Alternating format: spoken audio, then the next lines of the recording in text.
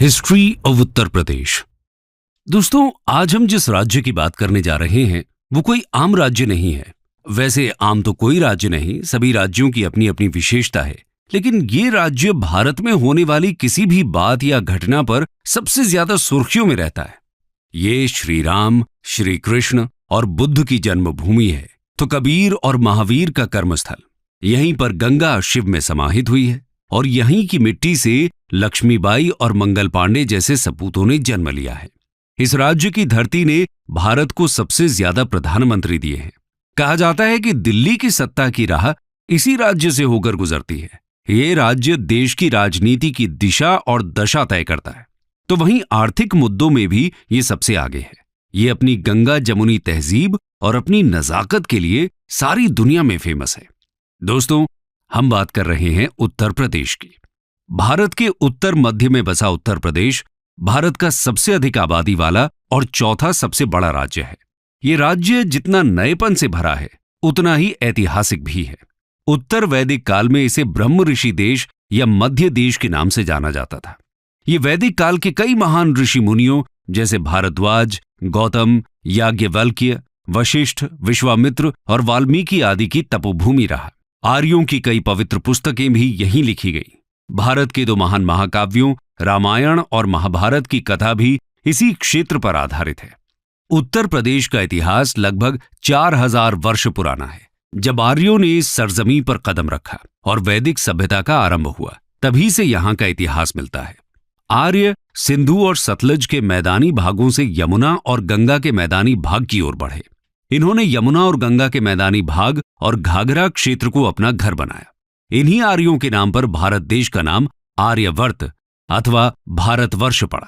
गंगा के मैदान के बीचों बीच अपनी स्थिति के कारण उत्तर प्रदेश समूचे उत्तरी भारत के इतिहास का केंद्र बिंदु रहा है। उत्तर प्रदेश का इतिहास बेहद प्राचीन और बेहद दिलचस्प है। आज हम आपको उत्तर प्रदेश के उस इतिहास से रूबरू कराएंगे जिसके बारे में किताबों में बहुत कम जानकारी है। तो आइए चलते हैं उत्तर प्रदेश के ऐतिहासिक सफर पर। Ancient history of Uttar Pradesh. Uttar Pradesh के ऐतिहासिक पन्नों को पलटें तो हम पाते हैं कि इसकी शुरुआत पुरातात्विक काल से होती है। पुरातात्विक अन्वेषणों ने अब के उत्तर प्रदेश की प्रागैतिहासिक सभ्यता पर नई रोशनी डाली है। प्रतापगढ़ में पाई गई मानव खोपड़ियों के अवशेष लगभग 10,000 ईसा पूर्व के हैं। पुरापाषाणकालीन सभ्यता के साक्ष्य इलाहाबाद के बेलन घाटी, सोनभद्र के सिंगरौली घाटी और चंदौली के चकिया नामक पुरास्थलों से मिले हैं।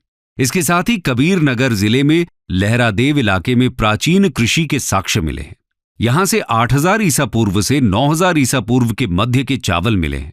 नवपाषाण काल के साक्ष्यों की बात करें तो मिर्जापुर, सोनभद्र, बुंदेलखंड और प्रतापगढ़ के सराय नाहर राय से उत्खनन में औजार और हथियार मिले हैं। वहीं ताम्र पाषाणिक संस्कृति के साक्ष्य मेरठ और सहारनपुर से प्राप्त हुए हैं। इसके बाद हड़प्पा काल के साक्ष्य भी उत्तर प्रदेश में पाए गए हैं। बता दें कि उत्तर प्रदेश में सबसे पुराने हड़प्पा शहर पाए गए। आलमगीरपुर गंगा यमुना में पहला स्थल था जहां से हड़प्पा कालीन अवशेष प्रकाश में आए थे। इसके अलावा मेरठ, सहारनपुर, जौनपुर, आगरा, अलीगढ़, हरदोई, मुजफ्फरनगर, बदायूं, मथुरा, फैजाबाद, एटा, बरेली, वाराणसी, सहारनपुर, मथुरा, कन्नौज, बुलंदशहर, बलिया और इलाहाबाद में भी हड़प्पा कालीन सभ्यता के साक्ष्य मिले हैं। आगे वैदिक साहित्य और दो महाकाव्यों रामायण और महाभारत से इस क्षेत्र के 7वीं शताब्दी ईसा पूर्व के पहले की जानकारी मिलती है। वैदिक साहित्य गंगा के मैदान का वर्णन करते हैं, वहीं महाभारत की पूरी गाथा हस्तिनापुर के आसपास घूमती है, जबकि रामायण में भगवान राम का जन्मस्थान अयोध्या है। देखा जाए तो उत्तर प्रदेश में एक व्यवस्थित इतिहास की शुरुआत 6ठी शताब्दी ईसा पूर्व के अंत में होती है, जब उत्तर भारत में 16 महाजनपद वर्चस्व के लिए संघर्ष कर रहे थे। उन 16 महाजनपदों में से 8 महाजनपद आधुनिक उत्तर प्रदेश में मौजूद थे, जिनके नाम हैं कुरु, पांचाल, काशी, कौशल, शूरसेन, चेदी, वत्स और मल्ल। इसी दौरान उत्तर प्रदेश ने भगवान बुद्ध के आगमन और बौद्ध धर्म के प्रसार को देखा। यहीं पर गौतम बुद्ध ने अपना अधिकांश सन्यासी जीवन व्यतीत किया था। भगवान बुद्ध ने उत्तर प्रदेश के सारनाथ में अपना पहला उपदेश दिया था। चौखंडी स्तूप यहां उस स्थान को चिन्हित करता है जहां भगवान बुद्ध अपने शिष्यों से मिले थे। इसी कारण उत्तर प्रदेश को बौद्ध धर्म का पालना कहते हैं। वहीं अगर हम शासकों की बात करें तो पहली शताब्दी से छठी शताब्दी ईस्वी तक उत्तर प्रदेश मौर्य, कुषाण, गुप्त, वर्धन वंश, गुर्जर प्रतिहार के शासकों के नियंत्रण में रहा। उत्तर प्रदेश का विकास मौर्य सम्राट चंद्रगुप्त प्रथम 330 से 380 ईसा पूर्व के काल में देखने को मिला। इसके बाद 268 से 232 ईसा पूर्व तक सम्राट अशोक ने यहां पर अपने साम्राज्य का विस्तार किया। अशोक काल के दौरान कला और वास्तुकला अपने चरम पर थे। सम्राट अशोक के बौद्ध धर्म को अपनाने के बाद उन्होंने बड़े पैमाने पर बौद्ध स्तूपों और मूर्तियों का निर्माण करवाया। इस काल में कला का एक नया अध्याय शुरू हुआ। पहली शताब्दी ईस्वी में कुषाणों ने एक ऐसे विस्तृत साम्राज्य की स्थापना की जिसमें उत्तरी भारत के अधिकांश भाग के अतिरिक्त मध्य एशिया के कुछ प्रदेश भी शामिल थे। भारतीय संस्कृति के इतिहास में कुषाण काल का अत्यंत महत्वपूर्ण स्थान है। कुषाणों के संरक्षण में भारत ने धर्म, कला, साहित्य, दर्शन आदि के क्षेत्र में अत्यधिक उन्नति की। कुषाण शासकों के प्रयासों से ही भारतीय सभ्यता और संस्कृति के प्रसार के लिए मध्य और पूर्वी एशिया के द्वार खुले। कुषाणों ने उन परिस्थितियों में लगातार 2 सदियों तक उत्तर प्रदेश सहित उत्तर भारत पर शासन किया। कुषाण काल में मथुरा कला का विस्तार हुआ। मथुरा कुषाण नरेशों की राजधानी रही है। साथ ही वो उत्तर भारत का एक बड़ा व्यापारिक केंद्र भी रहा है। कुषाण शासक कनिष्क, हुविष्क और वासुदेव का शासनकाल मथुरा कला का स्वर्णिम काल रहा है। इसके बाद गुप्त साम्राज्य का शासन रहा। गुप्त वंश के शासक समुद्रगुप्त ने लगभग 330 से लेकर 380 ईस्वी तक इस सरजमीं पर शासन किया। उनके बाद चंद्रगुप्त द्वितीय ने लगभग 380 से लेकर 415 ईस्वी तक यहां पर राज किया। गुप्त काल के दौरान ही हिंदू कला का भी काफी विकास हुआ। गुप्त साम्राज्य को तोड़ने वाले हूणों के आक्रमण के बाद गंगा यमुना दोआब ने कन्नौज का उदय देखा। एक अन्य प्रसिद्ध शासक हर्षवर्धन ने 606 से लेकर 647 ईस्वी तक उत्तर प्रदेश पर शासन किया। इन्होंने कन्नौज के पास स्थित अपनी राजधानी से समूचे उत्तर प्रदेश, बिहार, मध्य प्रदेश, पंजाब और राजस्थान के कुछ हिस्सों पर शासन किया। हर्षवर्धन के शासनकाल के दौरान कन्नौज साम्राज्य अपने चरमोत्कर्ष पर पहुंच गया था। हर्षवर्धन की मृत्यु के तुरंत बाद उनका साम्राज्य कई राज्यों में बिखर गया, जिसके बाद इस क्षेत्र पर नियंत्रण करने के लिए त्रिकोणीय संघर्ष विकसित हुआ, जिसमें पश्चिम और उत्तर क्षेत्र से गुर्जर प्रतिहार साम्राज्य, पूर्व से बंगाल के पाल साम्राज्य और दक्षिण में दक्कन में आधारभूत राष्ट्रकूट साम्राज्य शामिल थे। गुर्जर प्रतिहार शासक वत्सराज ने कन्नौज के नियंत्रण के लिए पाल शासक धर्मपाल और राष्ट्रकूट राजा दंती दुर्ग को सफलतापूर्वक चुनौती दी और पराजित कर 2 राजछत्रों पर कब्जा कर लिया। कन्नौज गुर्जर प्रतिहार साम्राज्य का केंद्र बन गया। अपनी शक्ति के चरमोत्कर्ष के दौरान अधिकतर उत्तरी भारत पर इनका अधिकार रहा। मध्यकाल में उत्तर प्रदेश मुस्लिम शासकों के अधीन हो गया था, जिससे हिंदू और इस्लाम धर्म के पास आने से एक नई मिलीजुली संस्कृति का विकास हुआ। आइए जानते हैं उत्तर प्रदेश के मध्यकाल को। Medieval history of Uttar Pradesh. Bharat में 1000 से 1030 ईस्वी तक मुसलमानों का आगमन हो चुका था, लेकिन उत्तरी भारत में 12वीं शताब्दी के अंतिम दशक के बाद ही मुस्लिम शासक स्थापित हुए, जब मोहम्मद गौरी ने गढ़वाल राजवंश और दूसरे शासकों को हराया। बता दें कि गढ़वाल राजवंश ने 11वीं शताब्दी से लेकर 12वीं शताब्दी तक उत्तर प्रदेश पर शासन किया था। मोहम्मद गौरी ने 1194 ईस्वी में गढ़वाल वंश के राजा जयचंद पर आक्रमण किया था। भारत में मोहम्मद गौरी के साथ ही मुस्लिम शासक का आरंभ हुआ था। हालांकि उसका कोई पुत्र नहीं था, इसलिए उसने अपने दास कुतुबुद्दीन ऐबक को अपना उत्तराधिकारी बना दिया, जिसने भारत में दास वंश की स्थापना की और अधिकारों पर कब्जा किया। उसने 1210 ईस्वी तक शासन किया। मोहम्मद जलालुद्दीन खिलजी ने दास वंश के अंतिम सुल्तान को उखाड़ फेंका और दिल्ली के सुल्तानों का खिलजी वंश स्थापित किया, जिसने 1290 से 1320 ईस्वी तक शासन किया। खिलजी वंश के बाद गयासुद्दीन तुगलक ने तुगलक वंश की स्थापना की। खिलजी और तुगलक साम्राज्य में उत्तर प्रदेश भी शामिल था। तुगलक वंश के पतन के बाद शर्की वंश की स्थापना हुई। शर्कियों ने जौनपुर को अपनी राजधानी बनाया, जो 1 शताब्दी से कम समय तक रही। इस वंश को 1479 ईस्वी में सुल्तान बहलोल लोदी ने पराजित किया। 1414 से 1526 ईस्वी तक दिल्ली की बागडोर सैयद और लोदी राजाओं के हाथों में रही। सिकंदर लोदी के शासनकाल के दौरान 1504 ईस्वी में आगरा को उपराजधानी का दर्जा दिया गया। सिकंदर लोदी के बाद इब्राहिम लोदी आगरा की गद्दी पर बैठा। लगभग 600 सालों तक अधिकांश भारत की तरह उत्तर प्रदेश पर भी किसी न किसी मुस्लिम वंश का शासन रहा, जिनका केंद्र दिल्ली या उसके आसपास था। तैमूर और चंगेज खान के वंशज बाबर ने 1526 ईस्वी में दिल्ली के सुल्तान इब्राहिम लोदी को हराया और सर्वाधिक सफल मुस्लिम वंश मुगल वंश की नींव रखी। इस साम्राज्य ने 200 सालों से भी अधिक समय तक उपमहाद्वीप पर शासन किया, जो अफगानिस्तान से बांग्लादेश तक फैला हुआ था, जिसकी शक्ति उत्तर प्रदेश में केंद्रीकृत थी।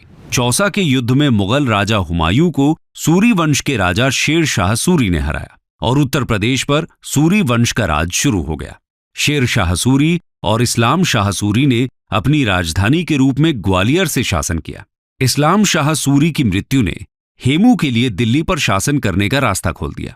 पानीपत की दूसरी लड़ाई में मुगल वंश के सबसे प्रमुख राजा अकबर ने हेमू से सत्ता छीन ली और एक बार फिर दिल्ली पर मुगलों का शासन शुरू हुआ। इस साम्राज्य का महानतम काल अकबर से लेकर औरंगजेब और आलमगीर का काल था। इनमें सबसे प्रमुख शासक अकबर था, जिसका शासनकाल 1556 से 1605 ईस्वी तक था, जिन्होंने आगरा के पास नई शाही राजधानी फतेहपुर सीकरी का निर्माण किया। उनके पोते शाहजहां, जिनका शासनकाल 1628 से 1658 ईस्वी तक था, उन्होंने आगरा में अपनी बेगम की याद में ताजमहल बनवाया, जो अपने आर्किटेक्चरल डिजाइन के लिए विश्व भर में प्रसिद्ध है। शाहजहां ने आगरा और दिल्ली में भी आर्किटेक्चर की दृष्टि से कई इमारतें बनवाई थी। बात चाहे सल्तनत काल की हो या फिर मुगल काल की, हर समय में उत्तर प्रदेश प्रासंगिक रहा। अकबर ने तो उत्तर प्रदेश की माटी को अपना सब कुछ मान लिया था। अकबर ने फतेहपुर सीकरी और इलाहाबाद में जो किले बनवाए थे, उसी की नींव पर मुगल वंश सैकड़ों साल तक बना रहा। इसके अलावा सल्तनत काल में संभल हो या आगरा जौनपुर, सभी में उत्तर प्रदेश ने अपना वर्चस्व बनाए रखा। एकता व्यवस्था का प्रशासन रहा हो या फिर सल्तनत काल की आर्थिक शक्ति, सभी जगह उत्तर प्रदेश की चर्चा मिल जाती है। मुगल साम्राज्य ने उत्तर प्रदेश में हिंदू और मुस्लिम संस्कृति से मिलीजुली एक नई संस्कृति का विकास किया। इस संस्कृति के जन्मदाता अकबर ही थे, जिन्होंने बिना किसी भेदभाव के अपने दरबार में आर्किटेक्चरल, लिटरेचर, पेंटिंग और म्यूजिक एक्सपर्ट्स को नियुक्त किया था। लेकिन धीरे धीरे हिंदुत्व और इस्लाम के टकराव ने कई नए विचारों को जन्म दिया था और उनका विकास किया था। 18वीं शताब्दी में मुगलों के पतन के साथ ही इस मिश्रित संस्कृति का केंद्र दिल्ली से लखनऊ चला गया, जो अवध के नवाब के अंतर्गत था और जहां सांप्रदायिक सद्भाव के माहौल में कला, साहित्य, संगीत और काव्य का विकास हुआ। जब उत्तर प्रदेश आधुनिक भारत के पड़ाव पर पहुंचा, तो उत्तर प्रदेश का अलग ही रूप देखने को मिला। यहीं से उत्तर प्रदेश ने अपने लिए अलग कहानी लिखनी शुरू कर दी। चलिए जानते हैं उत्तर प्रदेश का आधुनिक इतिहास।